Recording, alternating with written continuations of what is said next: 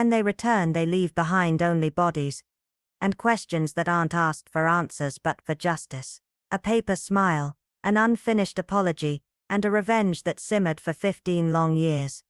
This is the story of paper swans soaked in blood, whispering only one thing: did you really think you got away? There is an unspoken melancholy that cloaks the English coastline in the grip of autumn, a kind of mournful elegance that seeps into the stones, the sea and the soul. The skies turn the color of old tin clouds, dragging their bellies low as if whispering ancient secrets to the waves below. Tourists vanish with the last ice cream cone, and what remains is silence, vast, comforting and profound. I had returned from Argentina seeking precisely this quietude. A pause. I imagined long walks beside crashing surf, the salt stinging my cheeks, and perhaps evenings of brandy, chess, and the warmth of fading memories. London welcomed me with a cold drizzle, and the familiar comfort of my club's high ceilings and worn leather chairs. I hadn't even finished my first glass of sherry when the telephone shrieked, an abrupt mechanical cry that shattered the calm like a gunshot in a cathedral. As soon as I lifted the receiver and heard that unmistakable voice, flavored with Belgian precision and emotional urgency, I knew rest had abandoned me. Mon ami, you are back and yet you say nothing to me. This, Hastings, is unforgivable. Poirot's words tumbled with theatrical flourish, his indignation sincere yet touched with affection. I smiled despite myself, telling him I had only just arrived. But he, of course, had already discovered this, thanks to Colonel Marchbanks, a man whose fondness for food is matched only by his inability to keep a secret. You must listen, Poirot pressed, his voice sharpening. There is a situation, how do you English say, most peculiar. You must abandon all plans, immediately. I have been summoned to Lime Haven. There has been a murder. The word hit me like a splash of seawater. Murder, I repeated, my vision of peaceful idleness dissolving instantly. Poirot didn't pause. A widow, Madame Eleanor Blackwood, found strangled in her home. No forced entry, locked doors. But the most unusual thing, Hastings, beside her body, someone placed a swan, made of paper, folded with elegance, with intention. The imagery lodged in my mind, the contrast of lifeless flesh and delicate origami, death and art entwined. I was already reaching for my coat before I realized it.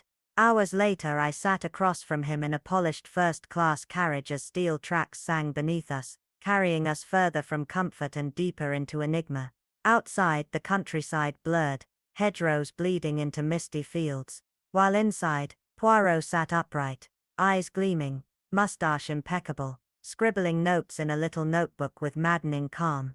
Tell me everything, I urged. He closed the notebook with deliberate grace. She was discovered by her maid early yesterday, strangled swiftly and efficiently. There were no signs of struggle. The doors were locked, and the windows secured, except for the French doors leading to the terrace. They were found ajar, yet the maid swears she latched them. I frowned. So a locked room mystery. Ah, may none. Not exactly. The unlocked doors introduced doubt. But the precision, Hastings, the timing, the detail, it speaks of planning. This was not a crime of passion. He tapped his fingers together. And the swan, it may be a signature, or perhaps a message, something only the killer and the victim would understand. As the train chugged southward, the landscape shifted from grey stone to chalk cliffs rising like frozen waves above a dark, roiling sea. Lime Haven appeared like a dream half remembered, picturesque yet oddly removed from time. The Grand Atlantic Hotel stood sentinel over the harbour,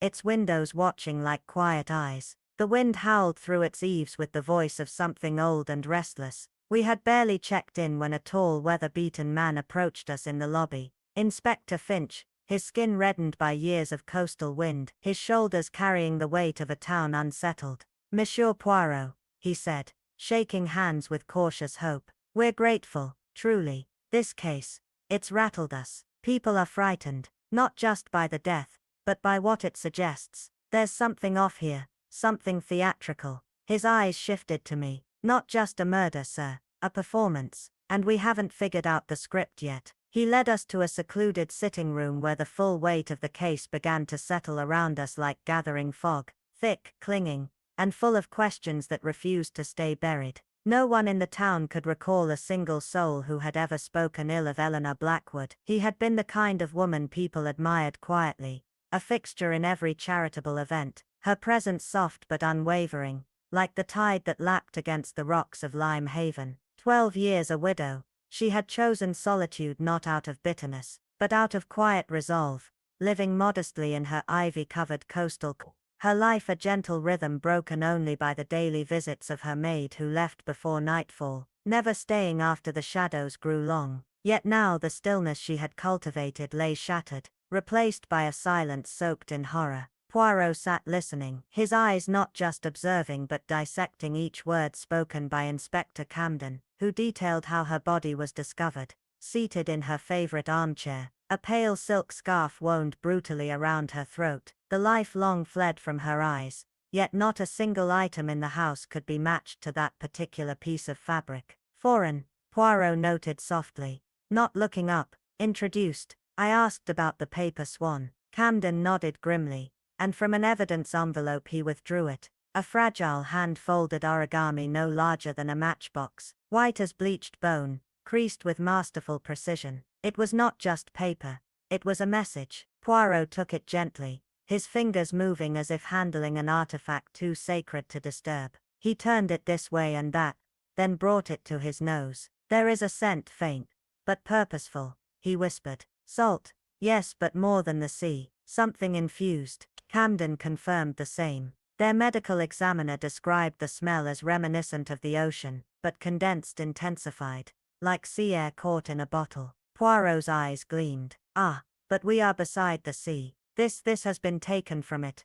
Distilled perhaps. Someone wants us to smell the ocean where it should not be. Arrangements were made to visit the scene at first light. That evening, in the dim-lit hotel dining room, Poirot scarcely touched his food. He criticized the soup as lacking clarity and texture, praised the fish, yet chewed mechanically. His mind was not at the table but already circling the crime scene like a hawk. Outside, the windows reflected the candlelight, hiding the coming storm. Later in our rooms I watched him align his toiletries on the dressing table, each object placed with deliberate perfection. His silver-handled comb adjusted and readjusted until it sat at a flawless right angle.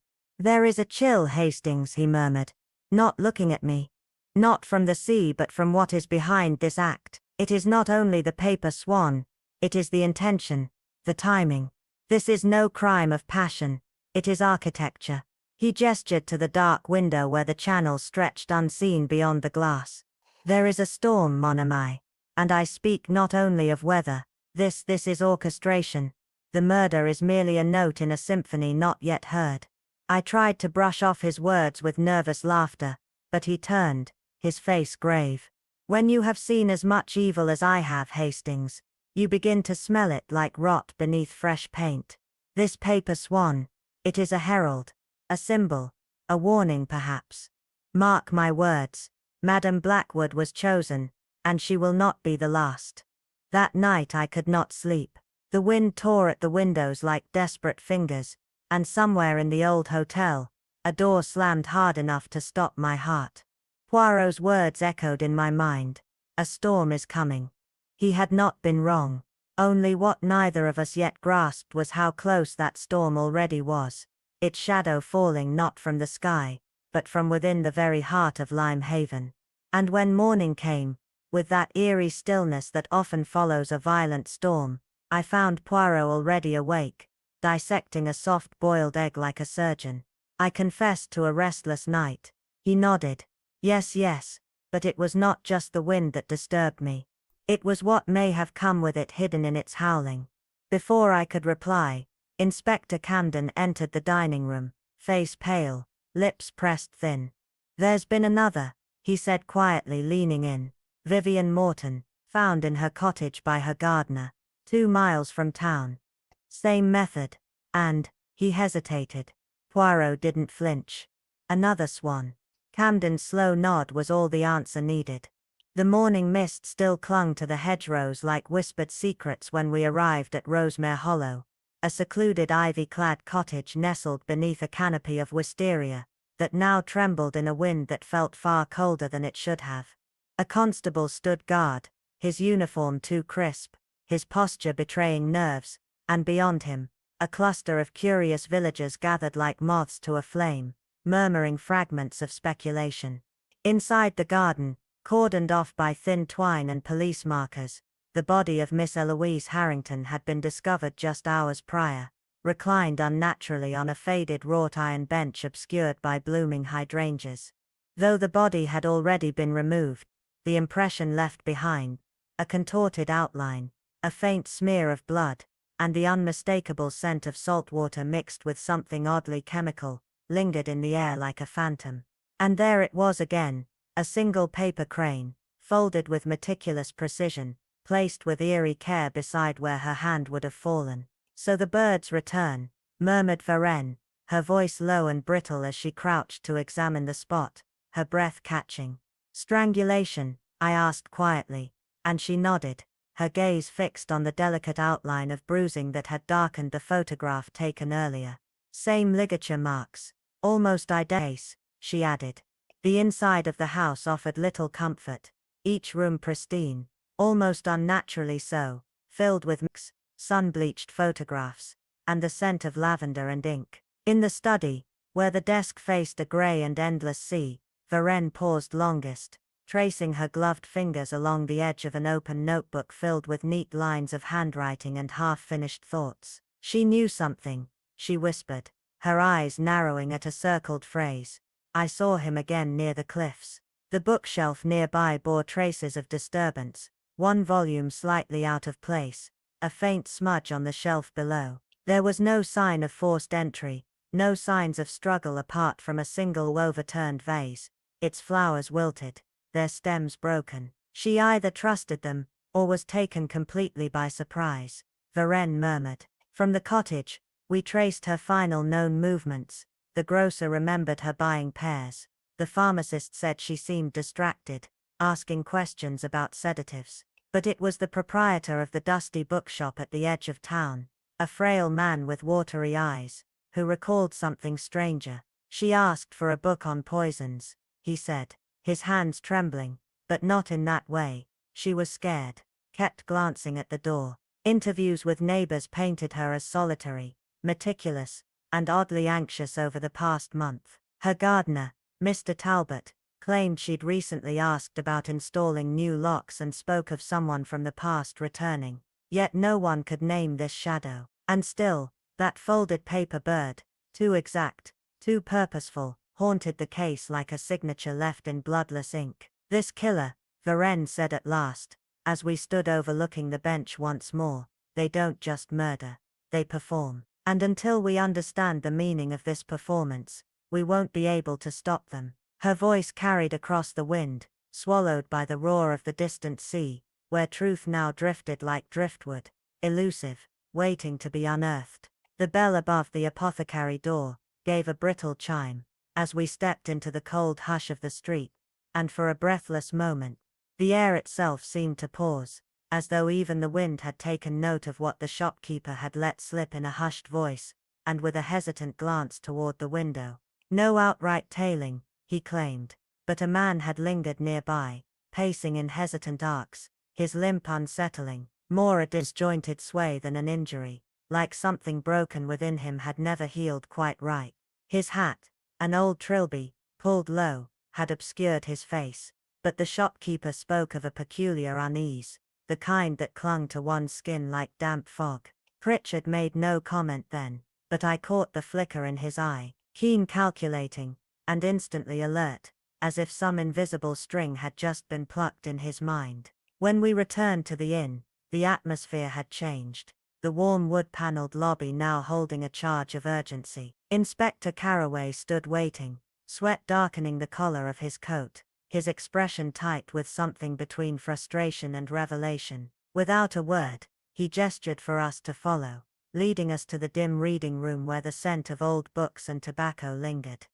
There, upon the cracked leather of an old ottoman, lay a single page of ivory writing paper, no envelope, no salutation beyond what was scrawled at the top in a delicate but tense script. "Dearest Lillian, I cannot ignore the dreadful reports from Harrowby, Eleanor's death, so eerily like poor Isabel's, leaves me sleepless with dread. I fear there is. And that was all. No full stop. No goodbye.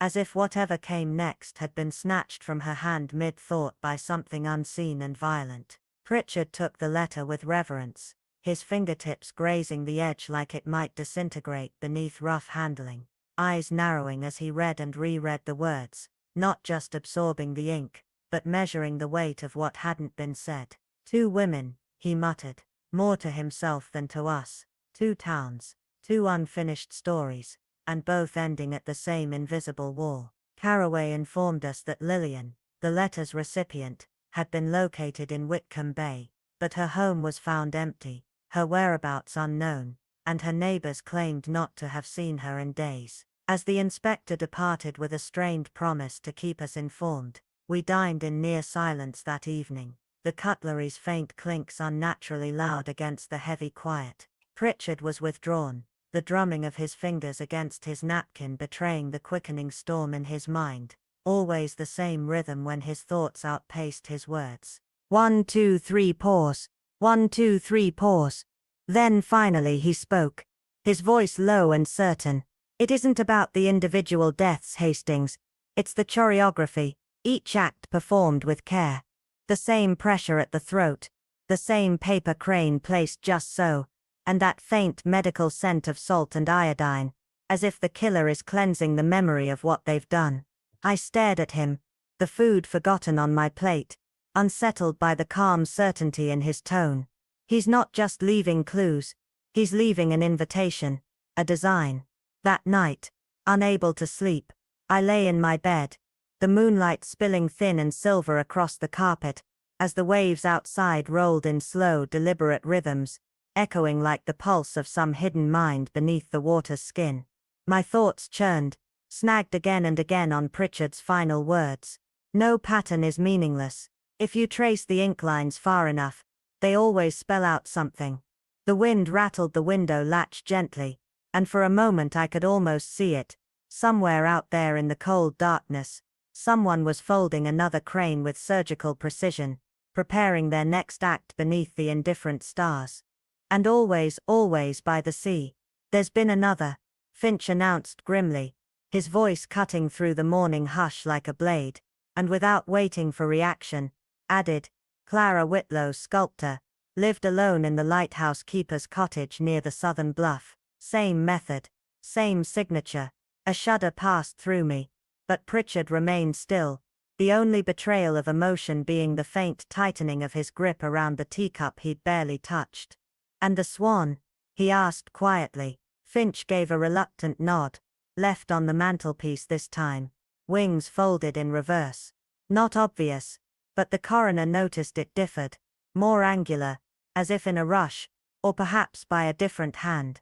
We departed without delay, the coastal fog thickening as we neared the cliffs, where Clara's home stood isolated, wind-beaten, salt-licked and trembling with something unsaid.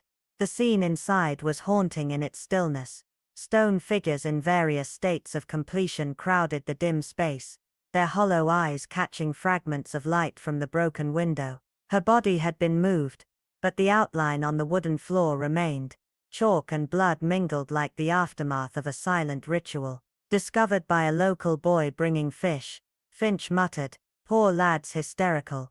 Pritchard, unbothered by the whispers of death, moved slowly through the room, noting every detail with surgical precision, the way the chisel lay just beyond reach, the trail of seaweed near the hearth, the cracked clock frozen at 10:14. Then he paused, frowning at a bookshelf where a small figurine of a crane had been knocked over. Not paper, he murmured, picking it up, ceramic hand-painted. His eyes narrowed. She was warned. Quarters next. A cramped room at the rear of the cottage, where sketches cluttered the walls, many depicting faceless women standing near the sea. But it was the open drawer that drew Pritchard's full attention. Inside lay a yellowed letter addressed simply to M. The ink had bled from moisture, but fragments were legible. They said we'd be safe, that no one would remember Black Hollow. Pritchard turned sharply to Finch. Have you heard of it? Finch blinked. Black Hollow. That's long gone abandoned school near Dunridge. Landslide buried most of it back in. He paused, thinking. 15 years ago. Pritchard's expression sharpened like a blade catching light. And yet the ghosts walk still. At the inn that evening, a package awaited us. Newsprint and records Pritchard had quietly requested. As he laid them out, the story unfolded in chilling fragments. A girls' boarding school mired in scandal. A drowned headmistress. Whispers of a secret society among the students. Initials recurring across articles like a chant. M. C. E. 4 women, Pritchard murmured, bound by an event they tried to bury. Now someone digs them up, one by one. He tapped a map where 3 red dots now burned, each marking a life extinguished. The dates too formed a pattern, 9 days apart. Exactly. The killer isn't just punishing, he said, eyes hardening. They're counting down. I stared at the final clipping. One word circled in red ink. Reunion. And a single question echoed in my mind, chilling and unrelenting. Who remembers what should have been forgotten? And why now does it return through folded wings and breathless silence by the sea? Just as the brooding quiet of the coastal afternoon draped itself across the hotel suite like a suffocating mist, Arjen Delver stood motionless before the wall he'd transformed into a battlefield of thought, an intricate tapestry of newspaper clippings, torn photographs, coded telegrams, and hand-sketched timelines pinned in maddening asymmetry. He had been at it for hours, moving with the obsessive precision of a man possessed, his fingers occasionally lingering on certain details, as if trying to extract secrets buried in ink and dust. The patterns, Shan, they've begun to whisper, but now they're starting to scream, he said finally, voice low and electric. I looked up from my seat near the rain-flecked window, where the newspaper I pretended to read lay crumpled in my lap, forgotten. I'd been watching him more than reading anyway. This detective, whose mind operated like a locked safe, spinning silently until the tumblers aligned. What are they saying? I asked cautiously. He turned toward me, eyes bright with feverish clarity. 3 women, all strangled with silk cord, all found with a crimson origami phoenix. Not a swan as the press insists. It's not serenity he leaves. It's resurrection, fire, ashes, rebirth. He's not erasing the past, Shan. He's trying to raise it from the dead. He tapped a burnt-edged photograph, pinned near the center of the chaos. And the murders, 10 days apart, not 9.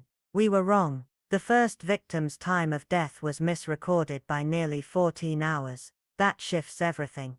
The pattern holds if we correct for those errors. I leaned forward, the storm outside swelling like a heartbeat. So the next victim will be taken today, before the moon reaches its apex. He moved toward a dusty stack of aged documents, and retrieved a set of faded envelopes marked Ravine Institute for Exceptional Girls, Neonatal, 2005. Each of the women had ties to this an experimental boarding school hidden deep in the mountains. No online records, just whispers of a fire, a scandal, a headmistress who vanished after one night of unspeakable chaos. The school shut down without explanation. Everything was buried. His voice had dropped to a whisper, as though afraid the walls might hear. All 3 victims were there.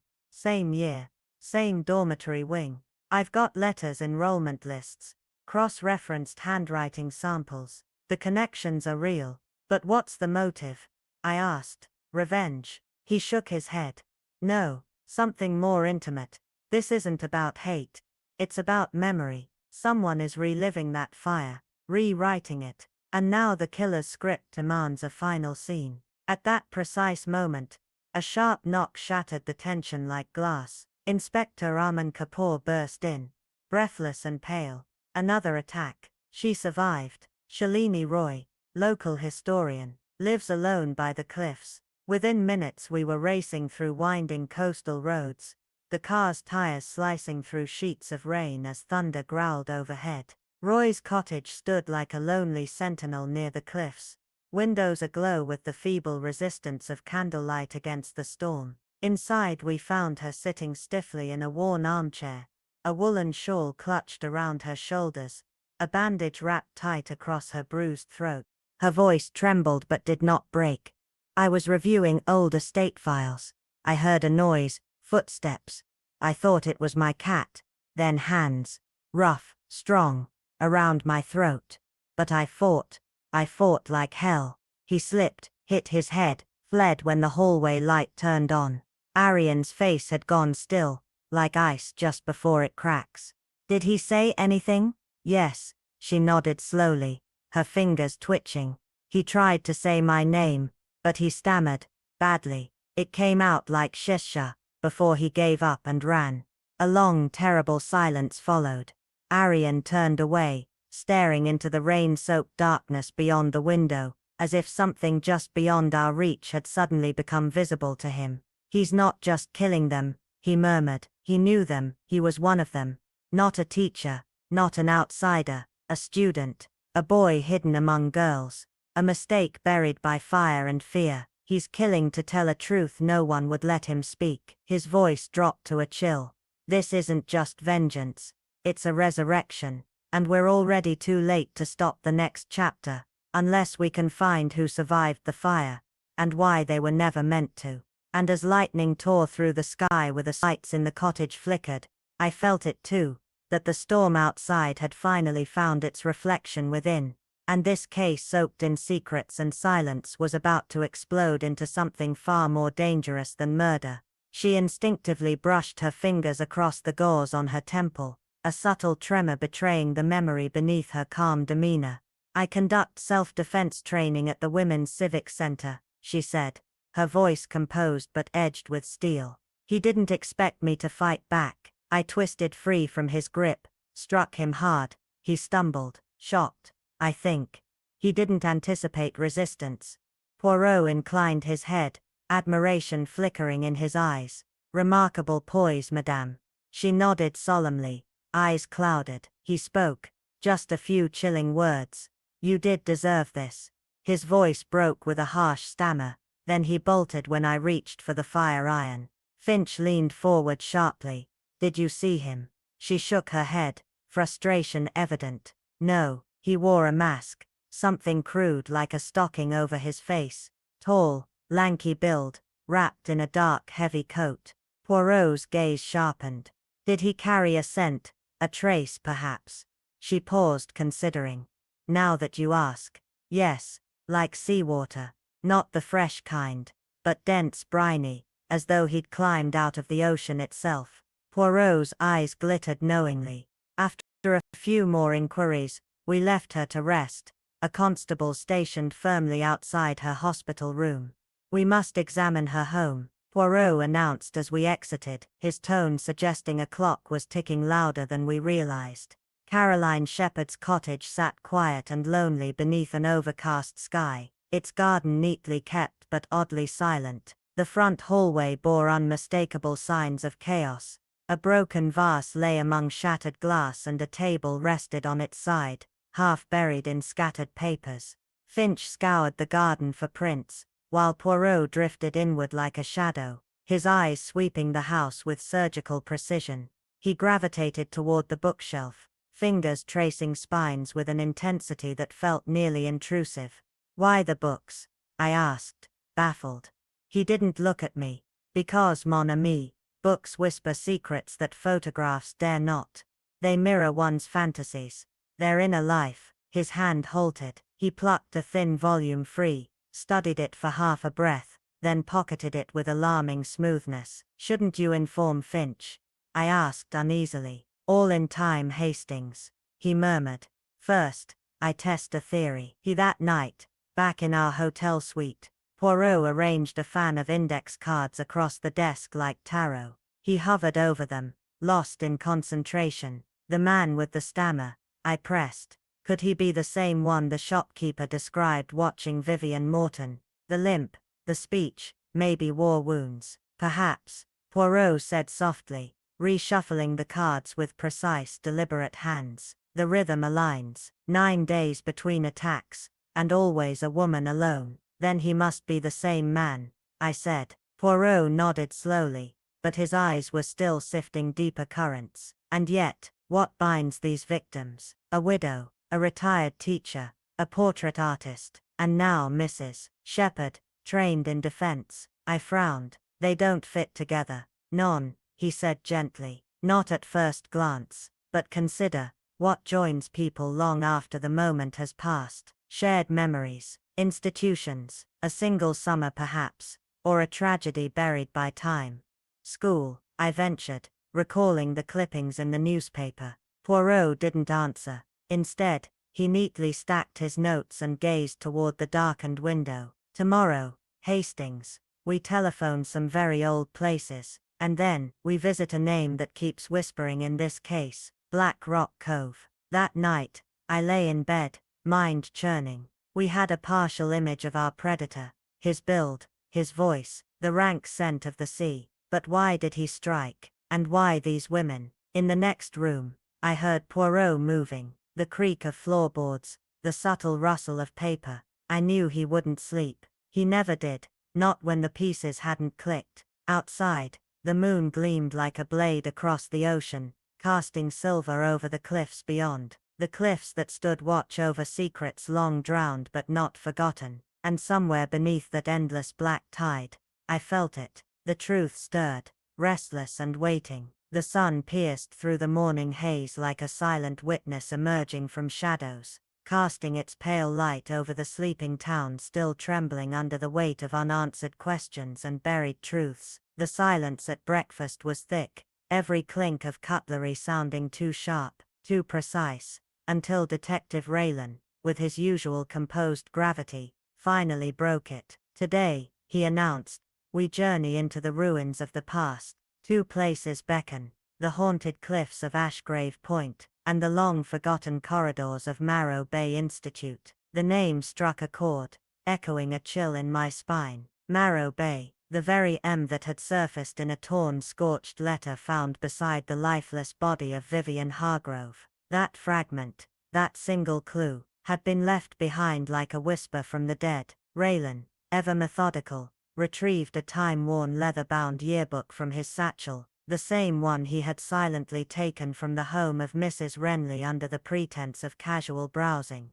He flipped it open to a page delicately marked with a thin red ribbon, revealing a faded photograph of 4 young women, their expressions solemn, their eyes unknowingly reaching out from a past that was no longer content to stay buried. His finger hovered over each face. Evelyn Morell, the literature tutor, Eliza Morland, head of mathematics, Cora Harwin, the vibrant yet volatile art mistress, and finally, a young girl, with defiant eyes and an almost haunted beauty, Isla Renly, then Isla Caro, a final year student. Then she knew them, I whispered in disbelief, heart hammering. She lied, indeed, Raylan replied, voice low and deliberate, and a lie, my friend, is often the doorway to a deeper truth. Our journey along the winding cliff road toward Ashgrave Point was wrapped in a tense, eerie stillness. The sea below churned with a fury that seemed both eternal and personal,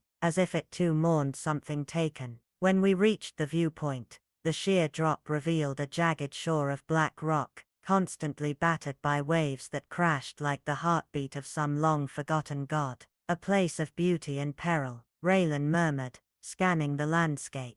Here the young women of Marrow Bay were brought each year for their ceremonial photograph, tradition cloaking trauma perhaps.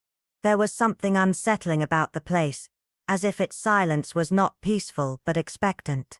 But we did not linger. We drove on, the road hugging the coastline like a secret trying to stay hidden, until at last we reached it. Marrow Bay Institute. Once a grand institution perched high above the roaring sea, it now stood cloaked in ivy and shadows, its windows like empty eyes watching our approach. Even in its disrepair, the structure commanded respect, an immense 3-story Gothic relic whose bones still held dignity despite the rot. We were met by an elderly caretaker, Hollis, a wiry man with calloused hands and a cautious gaze. Not much left to watch over, he said as he unlocked the heavy iron gates. Closed 12 years now. Owners whisper about turning it into a hotel, but the place won't let go of its ghosts. Inside, the marble entrance hall was veiled in white dust sheets that floated like specters in the still air. Our footsteps echoed with unnatural volume as we crossed beneath a chandelier that had once glittered with promise. But that light had long since faded. What led to its closure? Raylan inquired as we ascended the grand staircase, its once carpeted steps now worn bare. Financial reasons, they said, Hollis replied after a pause. But those of us who've been here long enough know better. It was the Eldon boy, Jamie Eldon. My son worked here then, as groundskeeper. Jamie was just a teenager, helped his father around the estate. One day, a group of senior girls decided to play a prank. Locked him in the old bell tower overnight. Thought it'd be funny, but something went wrong. The boy panicked, tried to climb out, fell 3 stories. Hollis stopped, his voice trembling slightly. He survived but barely. Shattered leg, fractured skull, and something in him broke. Came out of that tower with a limp and a stammer so severe he could barely say his own name. School hushed it up, called it a misstep. But word got out. Parents pulled their daughters, and Marrow Bay never recovered. Raylan's expression didn't change, but I saw something ignite in his eyes, recognition perhaps, or grim certainty. Do you know where Jamie is now? He asked quietly. Hollis nodded. Reclusive sort. Lives alone in a rundown cabin just past Belmarsh Lane. Doesn't speak to anyone. Paints strange things I've heard. Doesn't forget. Doesn't forgive. The atmosphere in the school seemed to grow heavier with every step we took. The dust, the silence, the scent of time, it all conspired to remind us that this place wasn't simply abandoned, it was left. Rooms that once rang with laughter and learning were now hollow, brittle with disuse. In one classroom, a chalkboard still bore half-erased equations, frozen mid-thought. In the art studio, brushes lay dry and cracked beside canvases that had never been finished. And somewhere in these forgotten halls, perhaps beneath a floorboard or behind a rotting doorframe, lingered the seed of everything that had followed. The lies, the pain, the deaths. This was not just an old school, this was the origin point, the wound. And as we stood in that silent ruin, I felt it, something unseen watching, listening. The story wasn't over. No, it was only beginning to bleed. We continued down the deserted hallways of what remained of Winmere Academy, a once proud institution now draped in silence and shadows, its peeling walls and shuttered windows echoing the voices of a past no one dared speak of. Our guide, the aging Mr. Penley, caretaker and reluctant historian, led us through lifeless classrooms and neglected dormitories, each room a crypt for forgotten secrets. Matthews, he muttered when asked. Ah yes, the lad who couldn't walk straight. Speech all tangled, couldn't keep his place, poor soul. His father took him, some say to Portsmouth, others say further, like he was trying to erase him. In what had once been the headmistress's office, now stripped bare but for a lingering sense of dread, Poirot politely requested access to any remaining school records. Most were cleared out when we shut down. Penley shrugged. But there's a cellar where no one's dared go in years. Boxes, papers, mildew. The staircase creaked with age and warning, and Penley refused to follow, citing old knees and older ghosts. We descended into the cold dampness alone, our footsteps swallowed by the oppressive quiet. Cardboard boxes, bloated from moisture, lined the walls in sagging stacks. Poirot and I sifted through decades of detritus, student essays faded by time, memos typed on yellowing paper, and meeting notes scribbled in haste. After nearly an hour, Poirot gave a soft exclamation, his gloved fingers withdrawing a folder marked "Disciplinary." Confidential. Inside was the brittle account of a cruel trick orchestrated by 6 senior boys who had lured Thomas Matthews, a quiet, awkward youth of 17, to the boathouse on a fabricated invitation. The report was cold, bureaucratic, incident, injuries, hospitalization, yet the truth bled through the lines. Names of the perpetrators were inked out, replaced by a scrawled note. Family compensated. Case closed. Expelled for misconduct. TM. I stared, stunned. He was the victim, I whispered. And yet they expelled him. Poirot's voice was grim. They needed a scapegoat. Mon ami. A troubled boy with a stammer and no allies was easier to sacrifice than 6 sons of donors. We found a file on Matthews's father, once a groundskeeper, containing a faded forwarding address in Portsmouth. Poirot copied it precisely into his notebook, and as we emerged into the afternoon light, he paused, gazing out over the crashing sea. "You think the boathouse incident marked the beginning?" I asked. "I think it was the first wound in a life full of them," he murmured. "And wounds, when left untreated, fester." I dared voice the next thought. "So you believe Matthews returned to exact revenge on those girls?" Poirot checked his watch, his face unreadable. "If only time were so simple. We must return to Lime Haven. I have asked Inspector Finch to make inquiries." The drive back was silent, the storm clouds gathering above a mirror to my own growing unease. We arrived to find Finch waiting, the weight of grim news already hanging on his brow. "You're too late," he said flatly. "Thomas Matthews is dead. Suicide. 1 year ago today, jumped from a ferry into the channel, left a note, said the memories were too much." I blinked, unable to reconcile this revelation with the brutal precision of the recent murders. "But, if he's dead, who?" Poirot sat, his usually sharp gaze clouded. "That, mon ami, is the question. If the ghost of Thomas Matthews is not haunting these women, then someone else is. Someone who knows what happened. Someone who remembers." The neat theory we had clung to unraveled at once, scattering like paper in wind. Outside, night fell over Lime Haven with a finality that felt ominous, and as I stared into the darkening streets, I couldn't help but wonder, how many more veils would we need to lift, how many lies cracked open, before we reached the heart of this bloody enigma now known only as the Paper Swan Murders. The morning unfolded with deceptive tranquility as the town stirred slowly to life, bathed in golden sunlight that streamed lazily through the curtains of our modest inn. But within Poirot, as ever, something far more intricate was already stirring, something colder, more calculated. He sat with impeccable posture, his gaze calm, focused entirely on the simple task of dissecting his soft-boiled egg, as though the yolk held answers more profound than any confession, his fingers moving with the precision of a surgeon, his mind clearly elsewhere. "Have you developed a new theory?" I ventured, unable to keep my curiosity in check, but his answer came softly, detached yet deliberate. "Not new, mon ami, but deeper. The human heart, Hastings. It is never straightforward. This case. It bleeds psychology." Before I could prod further, Inspector Harrow entered, fatigue written all over him like an old scar. His coat hung loosely from his frame, and his eyes carried the haunted look of a man who had reviewed too many files too late into the night. "Thomas Eden had a sister," he said, his voice a low rasp. "Clara. Lives nearby. Works at the Darnley Historical Archives." At this Poirot's eyes lit up faintly, a spark igniting beneath the cool exterior. An archivist. Fitting. In such roles, truth is often pressed between the pages, quietly waiting.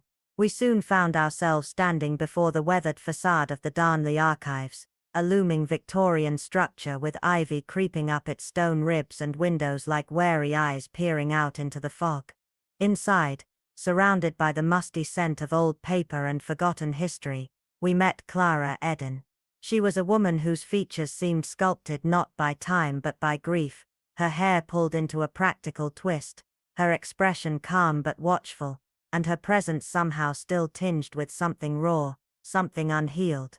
She greeted us in a voice that was eerily serene, yet every word felt like it was being weighed carefully before release. "You're here because of Thomas," she said, not as a question, but as a certainty etched in sorrow. Poirot nodded gently. "We only seek understanding, mademoiselle." And then the dam cracked slowly. "My brother was a gentle boy, stuttered shy, but good. He helped father at the academy. The students, they played a game, locked him in the chapel loft, lit fireworks beneath the windows. They knew he feared loud noises, knew it would send him into panic." Her voice dropped to a whisper thick with memory. "The wood was old, rotten. He fell onto the stone terrace below. They called it an accident, her hands previously resting like still water, clenched with sudden force. He lived, barely, but the boy he'd been died that day. And when father was blamed, dismissed for negligence, we were cast out like garbage. A settlement, hush money, and silence. The girls who did it, shielded, influential blood, daughters of judges, benefactors, no justice, just rot. Poirot said nothing, only watched, absorbing every flicker in her eyes like a mathematician solving a riddle with no numbers. We asked a few neutral questions about her work, her routines, but she answered with surgical grace, polite, reserved, calculated. Yet beneath the surface, pain pulsed like an undercurrent threatening to break through.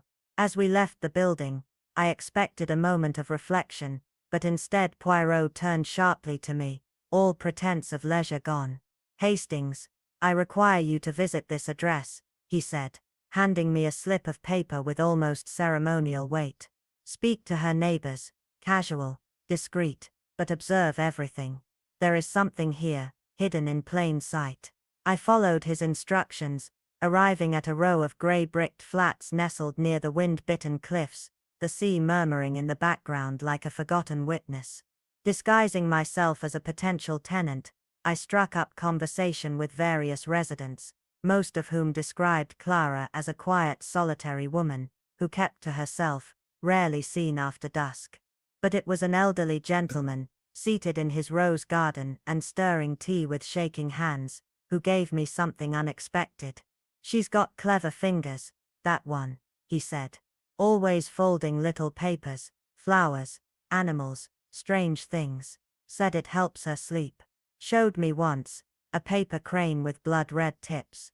Beautiful and eerie, like it flew straight out of a dream, or a nightmare." Something in my chest tightened. A paper crane. That wasn't hobby, it was signature, a message, an echo from a life that had been quietly unraveling in the shadows. I stood there, heart hammering beneath my coat, realizing we hadn't merely brushed against grief, we had awakened a storm folded neatly into delicate silent shapes. Clara wasn't grieving anymore. She was crafting, planning, and if those paper figures meant anything, she was already steps ahead of us. The morning sun streamed through the curtains like a silent observer, casting long golden fingers across the carpet, but its warmth felt artificial, disconnected from the weight that hung in the air like a storm held barely at bay. I entered the suite with breathless urgency, heart hammering with the thrill of revelation, and found Poirot seated in the eye of a paper tempest. Telegrams, annotated clippings, photographs, and a thick yearbook from Wavecrest Academy fanned open before him, its aging pages whispering secrets. "Poirot," I gasped. "Diana Matthews, she's an expert at origami." It was her and her brother's shared obsession as children, and he in particular, had a gift for crafting swans, delicate, perfect, eerie. Poirot didn't look surprised, merely nodded with a glimmer of vindication in his eyes, as though this final detail completed the shape of a theory long nurtured. "Ah," he said softly, "swans. The very emblem of quiet sorrow and veiled identity. It confirms what I suspected. Hastings, you see, it is always in the smallest of folds that the truth is concealed." I recounted my inquiries. Neighbors described Diana as reclusive but courteous, never scandalous, never loud, a woman of invisible presence, like a figure retreating deeper into shadows, rather than risk the exposure of light. Poirot listened in silence, then gestured to a photo on the table, a faded image from a school play, its cast frozen in time on stage. "She is there," he pointed. "Not center, not cast. No, look closely. An observer. Likely assisting her brother or father, yet her name never once appears in the official accounts of the tragedy at Wavecrest. Curious, none." He moved his finger to another figure, a girl whose face had been violently scratched out with clinical intent, the damage cruelly precise, as though the photo had become a surrogate for someone's hate. "This," he murmured, "is not vandalism, it is a surgical erasure. Whoever did this wanted her gone, not just from the page but from memory itself." I felt a chill then, not from the room, but from the realization that we were beginning to touch a hidden wound someone had tried desperately to bury. The moment cracked with the sharp knock at the door. Inspector Finch entered, his face tight with unease. "The Grand Atlantic's private dining room is booked for 7, just as you asked, but gathering them all together like this. If the killer's in the room," Poirot raised a hand gently, his voice steady. "It must be done, mon ami. Truth prefers to stand in a crowd, it has nowhere to hide." Then, with a sharper tone, he added, "I have one more request. Station a discreet officer near the town library. Should Miss Matthews leave her post, I must be informed immediately." Finch nodded grimly and departed, and Poirot turned to me with a look of quiet steel. "Tomorrow, we shall peel away the masks, each one. But tonight, rest. You will need your strength." I tried to sleep, but my thoughts spun like leaves in a storm. Something was shifting, the pieces were aligning, yet some corner of the puzzle remained maddeningly incomplete. As I prepared for dinner, I caught my reflection in the mirror, and didn't recognize the weariness in my own eyes. This wasn't just a case, it had become a descent into someone's buried pain, their suppressed rage, folded and refolded like paper, until it took the shape of something sharp. Outside, Limehaven looked deceptively serene under a sky cloaked in dusk, but I knew better. Behind those warm windows and gentle lights lurked a mind capable of turning grief into origami and murder into a message. The next morning arrived with an eerie unseasonal warmth, as if the very air was holding its breath. Poirot razor-focused penned notes in his precise hand while I watched in tense silence. Just before noon Finch returned, not with answers but alarm. "She's gone," he said flatly, eyes hard. "Caroline Shepherd. My officer saw her leave early, claiming she was visiting her sister in Eastbourne. I checked, she never arrived." Poirot's expression didn't flicker. "And her home?" he asked. "Searched top to bottom," Finch said, and pulled from his coat a sealed evidence bag.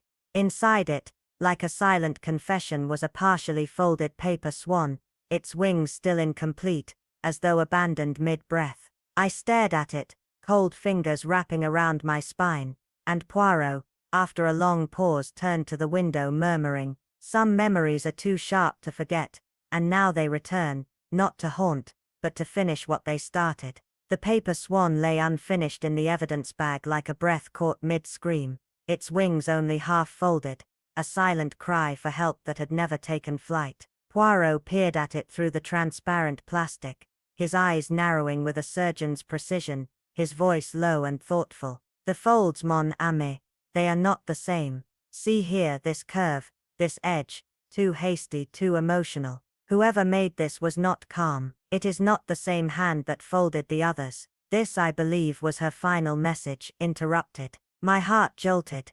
"You think she's been taken?" I asked, the horror beginning to take root. Poirot did not answer immediately. Instead, he studied the paper as if it might speak. "It is one possibility," he conceded at last, "but not, I think, the most likely. Inspector Finch, I suggest directing your search toward the grounds of the old Mariners' Institute, particularly the abandoned bell tower if it still stands." Finch frowned, uncertain.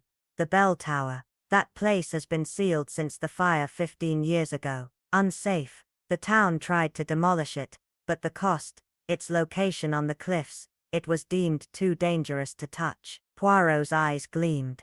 "Then that is precisely where danger would retreat to hide. Begin there." With Finch dispatched, we made our way to the town's historical library, only to be informed that Diana Matthews had called in sick, her first unexplained absence in over 3 years. Poirot's eyebrows lifted only slightly, but in his stillness I saw certainty sharpening. "A pattern completes itself," he murmured. "Now let us see what knowledge she left behind." In the library's hushed-back wing, we were led to the local archives, a narrow glass-fronted room that smelled of dust and forgotten secrets. With the librarian's hesitant approval, Poirot moved like a man following a scent, lifting school records, photographs, and brittle newsprint with meticulous care. "What are we looking for?" I whispered. Poirot did not look up. "Connections, always connections," he said, and paused as he turned the yellowed page of a theater program. "Ah, look, Hastings, It was a decades-old article featuring a production of The Tempest,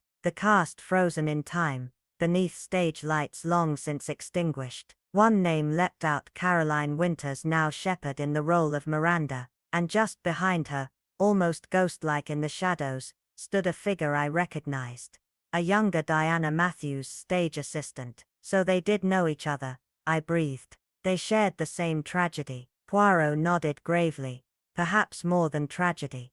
Perhaps silence. Then, guided by instinct sharpened over a lifetime, he asked to review the staff log for materials Diana had recently accessed. A puzzled junior librarian brought us the records, revealing a chilling pattern. Weeks before each death, Diana had requested articles, clippings, even obituaries, about every victim. This is more than coincidence, I said. She was tracking them, like a hunter. Poirot tapped the page lightly. It suggests intent, yes, but one might still argue, a librarian's curiosity. We require more. Our final stop was her desk, dimly lit in the reference section, untouched that morning. While the librarian kept watch, Poirot knelt and opened the bottom drawer. Beneath dry catalogues lay a worn folder, a private collection of pain. Inside were clippings of each victim's death, arranged with obsessive precision, beside others detailing her brother's suicide.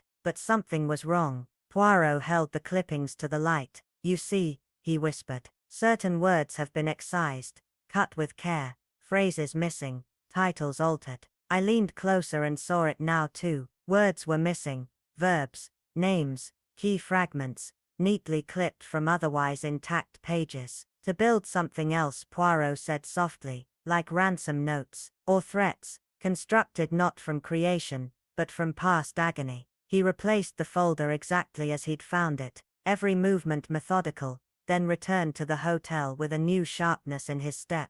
There, without pause, he dialed Scotland Yard, and requested to speak with a man I had only heard of in his rare darkest cases, Inspector Merivale. Their conversation was short, their tone grave. As Poirot hung up the receiver, I saw it clearly now. The walls were closing in, not around the killer, but around something more dangerous.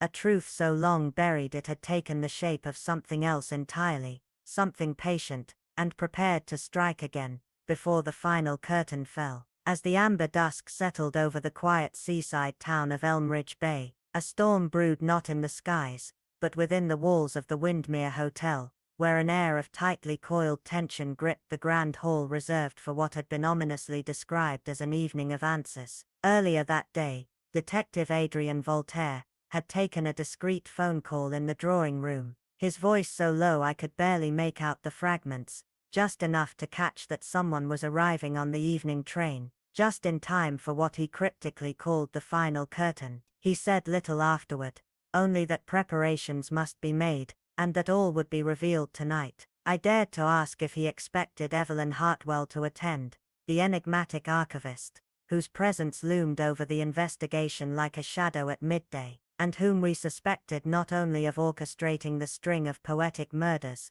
but possibly of having orchestrated the disappearance of Beatrice Langford, the retired poet laureate, whose last known act was mailing a paper crane soaked in ink. Voltaire gave a faint smile, and replied, "On the contrary, mon ami, if I know her nature, she will crave to see the masterpiece unfold." The rest of the afternoon passed in tense silence. Voltaire secluded himself in his chamber, surfacing only once to make another hushed call. I tried to lose myself in the local gazette, but the world outside the case faded behind the mounting weight of impending revelation. At 6, as I dressed for dinner, I noticed his door ajar. The room was empty. On his pillow lay a single note, scrawled in his unmistakable hand, "Gone to complete the arrangement. Fear not, the truth waits for nightfall." A chill touched me, and as twilight deepened over Elmridge Bay, I found myself staring out the window, searching the dark promenade for his silhouette.